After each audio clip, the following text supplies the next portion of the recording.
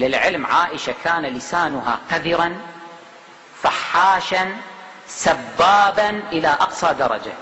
القتل بالنفس كلهم على هذا المنوال، ولكن بعضهم يتقن التقية وبعضهم لا يتقن التقية. إن ياسر الخبيث لم يأتي بهذا المقطع من نفسه، هو مسطور في كتبهم، هو مكتوب في أمهات عقائدهم. هذه عقيدة اللي بيعتقد هذا القرآن كامل وما في قرآن عندهم كافر، هم اللي كفروا.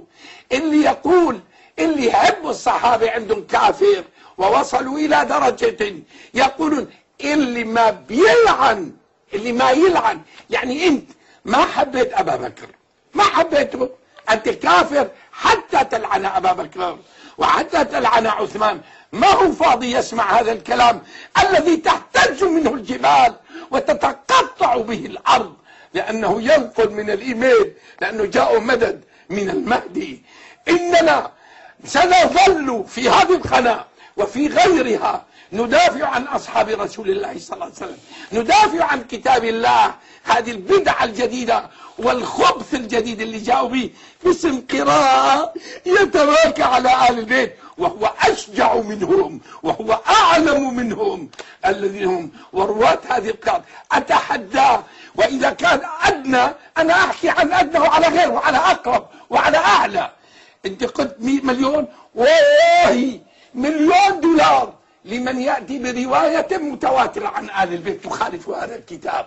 كذابون أفاكون يريدون أن ينالوا من هذا الكتاب العظيم، كتاب ربنا، على ذلك الفعل. لذلك فنحن بدورنا نستنكر هذا الفعل بشدة، ولا نقبل، بل لا نقبل حتى بسب الصحابة، وهذا الفعل لا يقبل به الإمام أحمد الحسن. لذلك نطالب من الأخوة الشيعة فعلا الذين يحبون أهل البيت أن يترفعوا عن هذه المسألة، أن يترفعوا عن هذه المسألة، وأن الذين يسبونهم فعلا لا يمثلون الشيعة في شيء. الشيعة هم أخلاق أهل البيت، أهل البيت سلام الله عليهم هم أخلاق النبي محمد صلى الله عليه وآله. ولذلك فكل من يخالف من الشيعة ولا يعتبر من الشيعة. ولذلك أنا بدوري من هذا المكان باسم الإمام السيد أحمد الحسن أقول أن هذا الفعل غير مقبول، بل أن هؤلاء فسقة، وأن سب الصحابة لا يقبل ولا يرضي الإمام أحمد الحسن عليه السلام. لذلك أنبه على هذه المسألة وأحث الأخوة جميعا أن يلتزموا بذلك. هذا بالنسبة لما رأيناه، وفعلا هو يعني فعلا مشين. يعني الإنسان يعني المفروض يعني يترفع يعني عن هذا المستوى من الانحطاط الأخلاقي والمستوى يعني دا أعلم يعني. إيه سؤالي الآن، بلغنا وأنا التثبت، الله عز وجل يقول يا أيها الذين آمنوا إن جاءكم فاسق بنبأ فتبينوا وتثبتوا. هذه بقى قراءة حلوة، فتبينوا فتثبتوا، ما اختلف رسم عثمان، تبين نفس المعنى. أن زوجة المهدي تتمتع، صحيح هذا ولا غير صحيح؟ أنا أرجوك أستاذ عدنان، هذا الكلام لا يصح. هذا الكلام أستاذ عدنان لا يصح. هذا الكلام لا أقبل بهذه الإهانات، لا أقبل. أنت رجل دين، أنت رجل دين والناس تسمع. هذه تفاهات لا أقبل أن تطالب. أستاذ محمد، هذا الكلام لا أقبل به. أنت في مناظرة علمية. أنا لا أقبل به. أنا لا أقبل به هذا الكلام.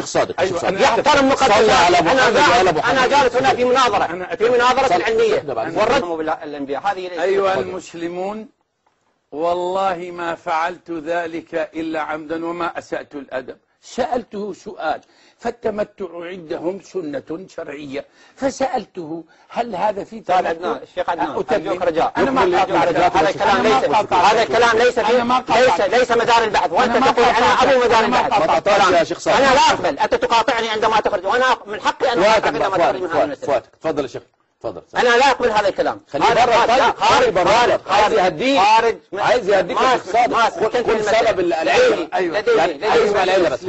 تفضل. أيها المسلمون، أرأيتم حميته لزوجة المهدي؟ أقل ما أقول ربما رأيتم. وأنا ماذا قلت؟ ما اتهمتها بالزنا، أنا قلت له تمارس فريضة عند عدنان. لا تخاف. لا تخاف. ما اسمح لك، ما اسمح. انا ما لا ازاي؟ انا ما اسمح. يعني تسمع بسبب لا يخرج، لا يخرج عن نقطة البحث. أنا مناظرة. لا خارج عن نقطة البحث. لا خارج عن نقطة البحث. عندك من أدوات. لا خارج عن نقطة أستاذ محمد. هذا الكلام هذا تهرب. الكلام هذا هروب من المناظرة. هذا تهرب من المناظرة. هذا هروب. المحور المناظرة محور علمي. هذا هروب من المناظرة. اسمعوا يا أخوان. نعم. اسمع التعليل يا شيخ صادق، اسمع التعليل. تفضل.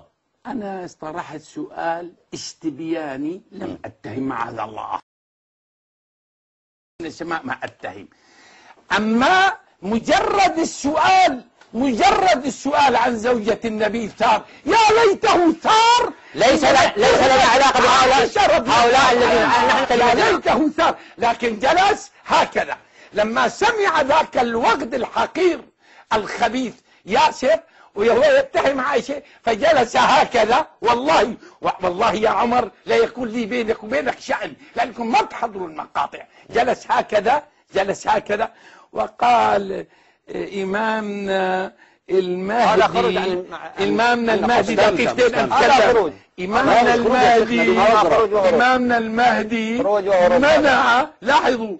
المهدي منع الكلام عن عائشة، لكن لما تكلمنا عن زوجة إمامه صار، وأنا ما قلت يأتي بأمر شرعي، صار وغضب وزمجر.